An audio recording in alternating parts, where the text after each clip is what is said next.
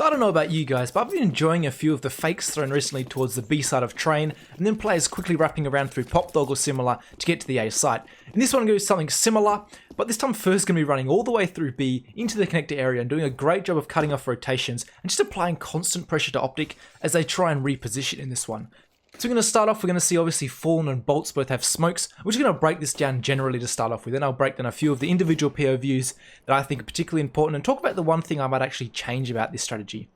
So here come in the smokes from Fallen and Bolts, and you'll see in a second they're just going to fly off deep towards the B site to cut off any lines of sight for the Optic Gaming players. So as you can see, Fur is just off like a man on a mission. Fallen comes up here, has his flash grenade obviously lined up. Flash comes through. They're all blind as a bat, Cajun B in particular, and he ends up going down quite quickly. So I will talk about the rest of the round, talk about especially Fur's positioning, cutting off the rotations, how he applies a lot of pressure, ends up getting a 4K, which is really nice. But I want to focus on the utility usage for the initial part of this take to start off with, then we'll get into that a little bit later.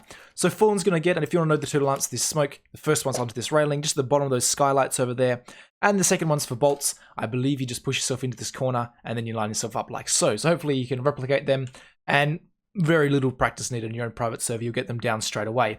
But one thing I want to focus on is how this round starts off really poorly for SK to start off with, and Stewie actually ends up getting taken out quite unluckily. So you can see with the timing of the utility, he's going to jump down here, basically as the flashes pop, he's down here, but he goes down straight away. And you can see Shazam takes him out, blind as a bat.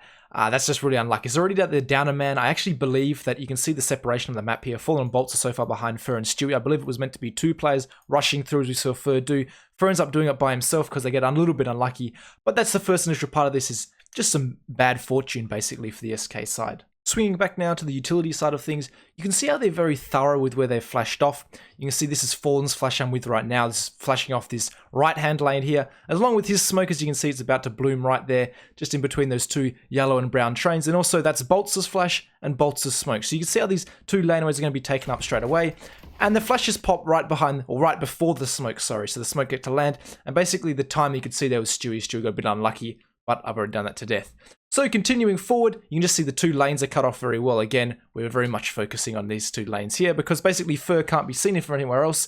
If we switch this POV, I mean, there's nowhere really on the map you're going to get seen from unless someone does jump up on top of this yellow train. But again, that flash thrown by Fallen was very much meant to get this position. So as Fur's going through here, you're going to see Fallen line up his flash. You can see just back himself up against this train. A little bit of a push throw, and you see how effective this flash actually is. Lands right in the middle of the smokes. This is great, because often a flash long range like this, a lot of teams can see that, oh, the flash is coming, I need to make sure I'm taking it out. But because the smoke's there, there's nothing they can really do to predict that it's coming in, or potentially maybe try and avoid it. They have no idea it's coming. Fur's able to slip in here, come straight through, and you can see no one spotted him. He's come straight through the smoke. Cajun B blinds a bat's already seen, and are up to the point we're already talking about before. Now, the one thing I actually want to criticize about this take and talk about what I might actually change is the fact that the bomb is actually never seen by anyone over towards the A side.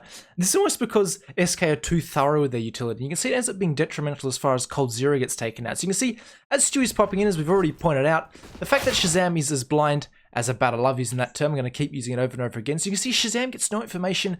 Gade gets no information. No one knows what's going on here. So even when Fallen runs out with the bomb, no one knows. You can see no one's spotting this right now. And this affects Config's rotation. You can see he starts to move and then he thinks, we haven't seen the bomb yet. I'll just stay around here. I'm in no rush at all. I'm going to be relatively comfortable. And because his team never sees the bomb, he has no reason to move. We saw in my CT video with Device, he would stick around like this, exactly the same as the IV player.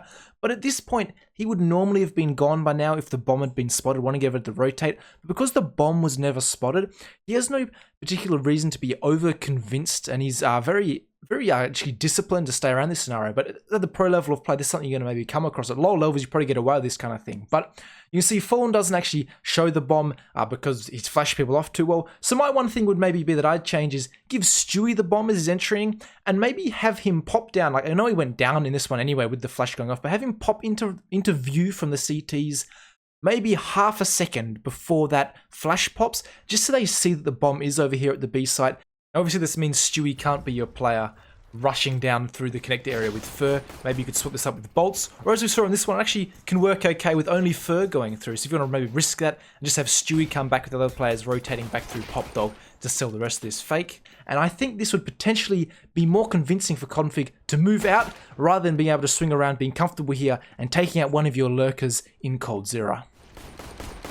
So now let's break down the rest of the play, what Fur does after this, the movements from Fallen and Bolts, and just talk about how Fur plays this actually relatively disciplined and sits in a spot, again, great for cutting off the rotation. I'm going to keep saying that because that's exactly what he does. So you can see he moves in here, he gets a glimpse of conflict, and that's very important. But notice here how he doesn't move too far. He's found himself in a position where he's going to limit a lot of movement from the CTs. They could potentially peek out here towards Fallen and Bolts, but he's limiting any movement. Anyone tries to come around here, reposition somewhere other than connector, they can't really do that with Fur in this position. So he does a great job of that. And you can see Fallen and Bolts come out here, and you can see because of the information he gained of Config's position, Bolts is going to come looking for him, and they set themselves in a good two-man setup here, relatively close to each other, so they can trade. You can see Fallen's going to come back and get the kill. But now it's going to be all about Fur and what he does here. And notice he's locking down the connector now. So after they find that kill, he swings out. He wants to, again, as I said, he really wants to cut off the most likely spot players are going to rotate through. He does have to worry about CT. Not in this particular round, it works out quite well for him. But notice the way that he's peeking this. He is just holding the information.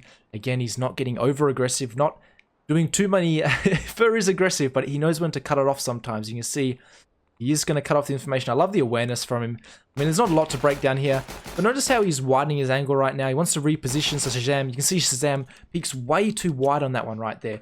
He wants to come out and peek the angle that Fur was at, but you see Fur peeks out wider again. Very basic aim movement mechanic things. And you notice how thorough Fallen is at clearing out this back alley here. So they know they can plant for back bomb.